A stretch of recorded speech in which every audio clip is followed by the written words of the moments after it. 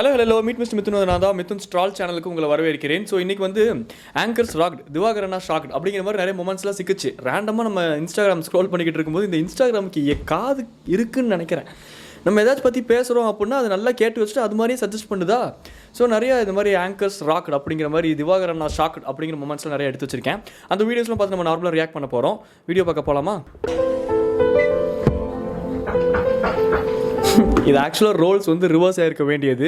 சசிகுமார் அண்ணா வந்து தயவு செஞ்சு நீ விட்டுருனா, கேரவேனில் வேறு இருக்கேன், தனியாக வேறு மாட்டிக்கிட்டுன்னு உங்ககிட்ட அப்படிங்கிற ரேஞ்சுக்கு அவர் பண்ண வேண்டியது நம்ம அண்ணன் பண்ணிகிட்ருக்காரு. ஐயோ ஏதோ எடுக்கிறானே ப்ரோ, கத்தி எடுக்கிறான்னு சொல்லிட்டு பவுன்சர்ஸை கூப்பிடுங்கண்ணா. சசிகுமார் அண்ணா படத்தில் வர மாதிரியே நேர்லையும் யதார்த்தமாக இருக்காதீங்க.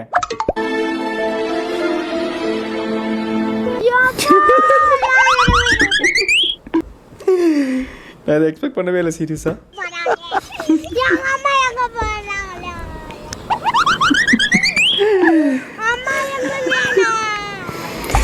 பாவம்டா திவாகர் ப்ரோ, சாரி பாவம் சசிகுமார் ப்ரோ. என்னது இது? வியூவர்ஸ் இல்லை, அது கலாட்டா.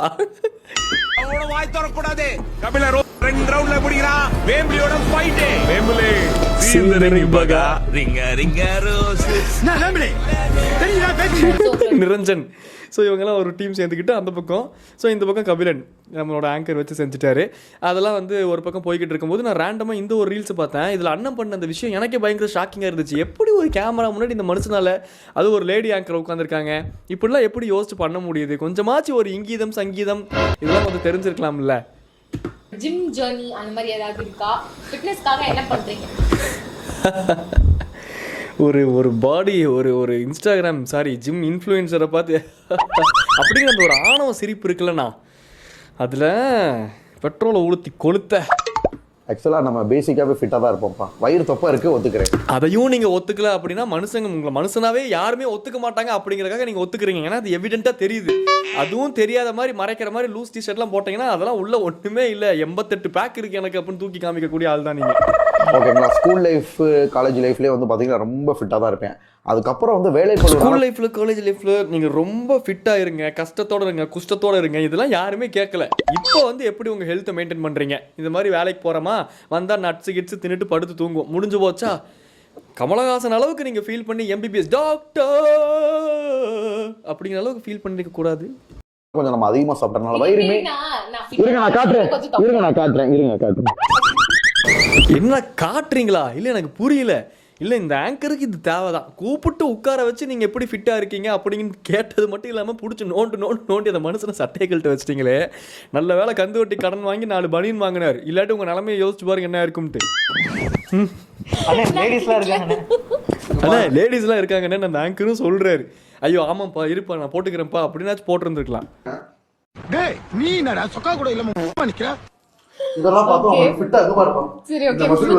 பரவாயில்ல, சேனல்ல வந்து பண்ண ஒரே உருப்படியான விஷயம் என்ன அப்படின்னா சென்சார் அப்படிங்கிற இடத்த கரெக்டான இடத்துல வச்சிருக்கீங்க. கண்ட கருமத்தையும் பார்க்காம வியூவர்ஸ் நாங்க தப்பிச்சிட்டோம். தேங்க்யூ. அவங்க ஆங்கரிங் தான் பண்ணிட்டு பார்க்கட்டும். ஆங்கரிங் பண்ணாலும் அது ஒரு பெண். ரெண்டாவது ஒரு மேடை நாகரிகம் ஒன்று இருக்கு. அவங்க வந்து உங்களுக்கு ரேண்டமான பர்சனும் கூட. நீங்க ஃபிளெக்ஸ் அவங்க முன்னாடி ஃபிளெக்ஸ் பண்ற அளவுக்கு அவங்க கம்ஃபர்டபுளா இன்னும் ஆகல உங்ககிட்ட. அவங்க ஆங்கர் தான், ஒரு தேர்ட் பர்சன் தான். அவங்க முன்னாடி இப்படி கழட்டி ஜிம்முக்கு ஒர்க் அவுட் பண்ண போகிறாங்கல்ல, அவங்கள கூப்பிட்டு உட்கார வச்சு இன்டர்வியூ எடுத்தால் கூட இந்த தற்கொலைத்தனம் பண்ண மாட்டாங்கண்ணே. நீங்கள் என்னென்ன பொசுக்குன்னு கழட்டிட்டீங்க அண்ணா? என்ன அண்ணா நீங்களே மனசாட்சி தொட்டு யோசிச்சு பாருங்க. ஆனால் இந்த கடல்ல எல்லாம் வந்து ஆமைகள் நகர்ந்து பார்த்துருக்கீங்களா நண்பர்களே? அந்த டொக்குன்னு எழுந்திரிச்சுக்கும் இப்படி ஆம்ஸ் காட்டினா எப்படி இருக்கும்? என்ன போஸ் இது? இது என்ன ஷோல்டருக்கு போஸ் கொடுக்குறீங்களா இல்லை செஸ்ட்டுக்கு போஸ் கொடுக்குறீங்களா? என்னன்னா இது போஸு? கை 2 லாக் ஆன மாதிரி.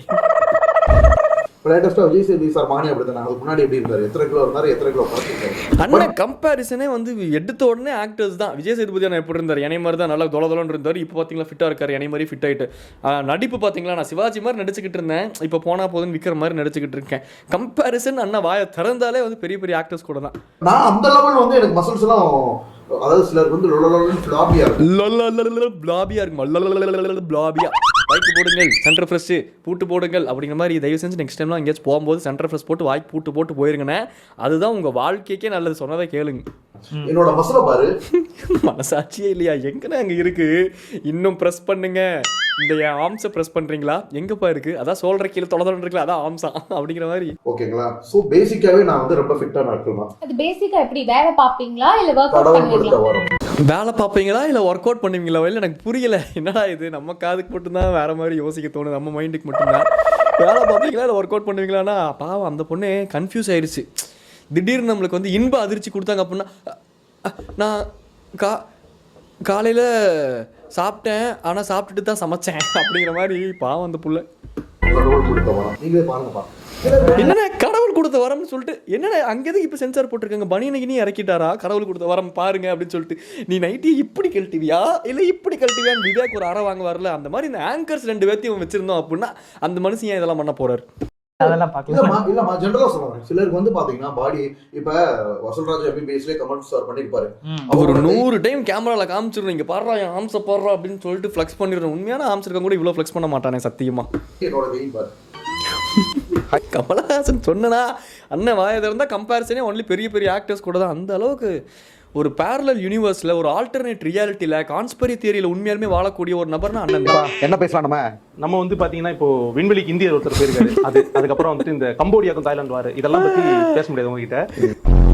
வந்துட்டு இந்த மாதிரி இருக்கணும் ஒவ்வொரு இன்டர்வியூ நறுக்குன்ட்டு. இப்போ வந்து யார்கிட்ட பேச போறோம் அப்படின்னா அவருக்கு ஒரு பெரிய பட்டம் இருக்கு. ஆனா நீங்களே சொல்லிடுங்க உங்களுடைய பட்டத்தை. நம்ம தமிழ்நாட்டின் நடிப்பு அரக்கன் watermelon star doctor D Diwakar பிபிடி. பரவாயில்ல, சர்க்காசமா அப்படின்னா இதுதான் தமிழ்நாட்டு நடிப்பு அரக்கன். இப்படின்னா நீங்க என்ன எங்க மண்டையில போய் எப்படி பதிய வைக்கிறீங்களா? நீங்க மண்டையே பொழந்து உள்ளுக்குள்ள ஆணி அடிச்சாலும் பதியாதுண்ணா. நம்ம எப்படி நடந்துக்கிறோம் அப்படிங்கறத பொறுத்து தான் அது பதியும். நீங்க ஸ்டேட்டஸ் போட்டுருங்க. அதனால இப்போ சூர்யா வந்து என்னோட சீனை ரீக்ரியேட் பண்ணிருக்காரு அப்படின்னு மனசாட்சி எல்லாம் வந்து ஒரு ஸ்டேட்டஸ் போட்டுருங்க. மனசாட்சி இல்லாம அந்த சீனை ரீக்ரியேட் பண்ணி வாட்டர்மெலன் ஸ்டார் அப்படின்னு பேர் எடுப்பேன்னு எனக்கும் தெரியாது, சூர்யா சாருக்கும் தெரியாது. அவருக்கு இப்போ வரைக்குமே தெரியாது. இந்த மாதிரி நறுக்குன்னு சர்க்காசமாக கமெண்ட்டை போட்டு இன்டர்வியூலாம் ஜாலியாக எடுத்துகிட்டு போயிட்டே இருக்க வேண்டியது. நம்ம லிட்ரலி மீ அண்ணனை நம்ம ஒரு இன்டர்வியூ எடுக்கணும். நான் என்னோட சேனலில் ஒரு இன்டர்வியூ எடுத்தா டீசர் ரிலீஸ் பண்ணியிருக்காங்க. அதில் வந்து சூர்யா சாரோட அந்த வாட்டர்மெலன் சீனை பண்ணியிருக்காங்க. அதாவது நம்ம வந்து வாட்டர்மெலன் ஸ்டார்னு உருவெடுத்துருக்கோம். இதெல்லாம் மக்கள் செல்வாக்கு, மக்களோட செல்வாக்கு. நீங்களே அப்படி நினைச்சுக்கிறீங்களா? ஒருவேளை சொல்லுவாங்க லேண்ட் ஆஃப் உட்டோப்பியான்னு ஒரு விஷயம் சொல்லுவாங்க. அப்படின்னா என்னன்னா நிஜ வாழ்க்கையில நடக்க முடியாத விஷயத்தான் அவங்க கனவு வாழ்க்கையில வாழ்வாங்க. என்னோட இதுல வந்து ஒரே நிமிஷமா மூக்கில் எனக்கு பாம்பு வருதுமா, ஒரே நிமிஷம். என்னன்னா இது ரியாக்ஷனு? இப்போ மட்டும்தான் நீங்கள் உண்மையாலுமே வந்து பர்ஃபார்ம் பண்ணுறீங்க. இதுக்கு முன்னாடி நடிப்பு அப்படின்னு பேரில் ஒன்று பண்ணிக்கிட்டு இருந்தீங்கல்ல. அவர் என்ன இப்போ தப்பாக கேட்டுட்டாரு, நான் இமேஜினரி வேர்ல்டெல்லாம் இல்லைம்மா இதுதான் ரியாலிட்டி அப்படின்ட்டு ஒரு வாரத்தில் முடிக்க வேண்டியதை 3 நாள் எக்ஸ்டெண்ட் பண்ணி என்னென்னமோ பண்ணி வச்சுட்டார் அண்ணன். ஏய் மாசா கெத்தா இன்டர்வியூலேருந்து எந்திரிச்சு போகிறாரு பார்த்தீங்களா? Which reminds me of TTF Vasan and another one anchor. அவர் கூட ஏதோ பாலிடிக்ஸில் காசெல்லாம் வாங்கி நடுவில் பெருசாக மாட்டிக்கினார். அவர் பேர் டக்குன்னு மறந்துட்டேன். கேர்ள்ஸ்லாம் கூட பயங்கரமாக சிம் பண்ணிட்டு இருந்தாங்க அவர் பின்னாடி. பாவம் அதை ரீக்ரியேட் பண்ணுற மாதிரி இருக்குது. முன்னூறு டிடிஎஃப் வாசனா நான் நீயே இல்ல நீங்க சொல்லுங்க. இல்ல வாங்கம்மா, நீங்க நார்மலாவே சொல்லலாம். உட்காருங்க, பரவாயில்ல. இல்ல ஒரு நிமிஷம் ஆமா. இல்லைம்மா ஒரு நிமிஷம் வாங்கம்மா. எதுக்கு இப்போ இந்த ஆங்கர் தனிப்படியாக கூப்பிடு? தனிப்படியாக நல்லபடியாக கொஸ்டின்ஸ் கேட்டாதாம்மா நான் இருப்பேம்மா. என்னை வந்து நீ புகழ்ந்துட்டே இருக்கணுமா, என்னை கொஞ்சணுமா, நீங்கள் தான் நடிப்பு அரக்கன் அப்படின்னு என்னை கொஞ்சம் நான் மட்டும்தாம்மா நான் அந்த இடத்துல மிஞ்சாமல் இருப்பேன். இல்லாட்டி நான் மிஞ்சிட்டு போகக்கூடிய வீரமான ஆள்மா நான். பெரிய வேல்பாரி இவர். வேலை எடுத்து வச்சிடணும் கழுத்துலேயே, கழுதாமட்டிலே. இதுல நீங்க உட்காந்து சொல்ல, நான் நெகட்டிவா கேட்க மாட்டேன். உட்காருமா, வாமா வாங்க. அது என்ன இன்டர்வியூக்கு நடுவில் சொல்லுங்கம்மா. கேட்காம நீங்க பண்றது இதுவா? படிச்சிருக்கியா நீ படிக்கலையாப்பா? என்ன படிக்காதவங்க உட்காந்து இன்டர்வியூ எடுத்தால் நீங்கள் உட்காந்து இன்டர்வியூ கொடுக்க மாட்டீங்க. படித்தவங்க உட்காந்து இன்டர்வியூ எடுத்தால் மட்டும் தான் நீங்கள் உட்காந்து இன்டர்வியூ கொடுப்பீங்க. கலைஞர் அவர்களே படிக்காம தான் இருந்தார் பாலிடிக்ஸில். அவர் வந்து ஒரு பாலிட்டிக்கல் லீடரை நீங்கள் ஏற்றுக்க மாட்டீங்க. கோத்து விடுவோம். என்ன இப்போ நீங்க படிச்சிருக்கீங்க, வாங்க பாருங்க. வாங்க, நீங்க டாபிக் சொல்லவில்லை சார்.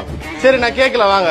நல்ல விஷயத்த உண்மையான விஷயத்த கேட்கலாம். நான் ஏற்கனவே சொல்லி தான் அவர்கிட்ட ஆரம்பிச்சு சார் சிசிஸை பத்தி கேட்கலாம். அவர் வந்து திருப்பி நான் சொன்னது ஏங்க நீங்க ஒரே சீனை நீங்க அவ்வளவு வருஷம் பண்ணும்போது நம்ம கேள்வி ஒரே கொஸ்டின் 2-3 டைம் கேட்கக்கூடாதா? அந்த 2-3 டைம் கேட்டு ஒரு தெளிவான ஆன்சர் உங்ககிட்ட கிடைச்சிருச்சு அப்படின்னா எதுக்கு மட்டும் இந்த கேள்வியை கேட்க போறாங்க? அதுக்குள்ள நீ படிச்சிருக்கியா இல்லையாமா, நெகட்டிவ் கொஸ்டின்ஸ் தான் கேட்டா நான் உட்கார மாட்டோமா, என்னை பேம்பர் பண்ணணுமா, தூக்கி பெரிய தமிழ்நாட்டோட குழந்தை, அதுவும் கியூட்டான குழந்தை தூக்கி வச்சு இடுப்புல வச்சு நாங்களாம் கொஞ்சம் மட்டும்தான் அவர் இருப்பாரு. ஐயோ தப்பா கேட்டது. சரி உங்க கூட வந்தவங்களே கேளுங்க, நம்ம தப்பா கேட்டது. எவ்வளவு சீன் பண்ணி வச்சிருக்கீங்க வேணாமா? அதேதான் அடிப்பீங்க. இல்ல இவர் என்ன நினைச்சிட்டாரு, இவரை கூப்பிட்டு சூர்யா மாதிரி கஜினி மாதிரி பண்ணுங்க, இவரை அந்த மாதிரி பண்ணி 4 வாட்டி பார்த்து சொல்லி சூப்பர்னு கை சொல்லி அனுப்பணும்னு நினைச்சிருக்கீங்களா? அதுதான். அப்புறம் ஆங்கரும் டென்ஷன் ஆக வேண்டியதுதான். ஒரு ஒர்க் பண்ணிக்கிட்டு இருக்கும்போது திடீர்னு டிஸ்ரெஸ்பெக்ட்ஃபுல்லாக எந்திரிச்சு போனால் ஆப்போசிட்ல இருக்கவங்க டென்ஷன் ஆகிறது தானே. என்னை டிஸ்ரெஸ்பெக்ட் பண்ணனால தான் நான் எந்திரிச்சு போனேன் அப்படின்னு அவர் சொல்கிறாருல. ஆனால் அந்த பாயிண்ட்ல நியாயம் இருந்துச்சுன்னா ஆமாம் நியாயம் இருக்குது, நீங்கள் கேட்ட கேள்வி தப்பு அப்படின்ட்டு நார்மலாக பார்க்க யாராக இருந்தாலும் ஒத்துக்க தான் போகிறாங்க. ஆனால் ஓவரால் சினேரியோவை பார்க்கும்போது மக்கள்கிட்ட எப்படி பிரதிபலிக்குது அப்படிங்கிறது தான் யதார்த்தமான உண்மை. அப்படின்னா திவாகர் அவர்கள் பண்ணதான் தப்பு அப்படின்னா அதுதான் தப்பு, வேறு ஒன்றுமே பண்ண முடியாது. ஒரு 4 நல்ல கேள்வி கேட்டேன். இவர் வந்து என்ன சொன்னாருன்னா, நான் சொல்ற மாதிரி கேள்வி கேள்வி ஏன் கட் பண்றீங்க, ஏன் கட் பண்றீங்க?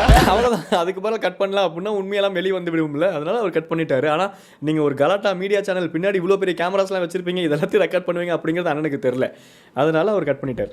ஏன் கட் பண்ற வீடியோ ஏன் கட் பண்றீங்க? வீடியோ ஏன் கட் பண்றீங்க? இல்லாட்டி உண்மை தெரிந்து விடும் அல்லவா, அவர் வந்து அப்புறம் எஸ்கேப் ஆக முடியாது அல்லவா, அதனால வீடியோ கட் பண்ணிட்டாரு. என்ன இப்போ பாவம் அண்ணனை தூக்கி போட்டு அடிக்க வேண்டியது. அதுக்கப்புறம் மறுபடியும் இன்னும் கொஞ்சம் நாள் அவ்வளோதான் நண்பர்களே, எல்லாம் ஒரு சீசன். ஜீப் முத்து அவர்கள் ஒரு சீசன், டிக்டாக் திவ்யா அவர்கள் ஒரு சீசன், அப்படிங்கிற மாதிரி அடுத்தடுத்து சீசன். இப்போ வந்து இந்த சீசனோட எண்டுக்கு வந்துட்டோம். 7th சீசனில் கடைசி எபிசோட் ஓடிக்கிட்டு இருக்கு.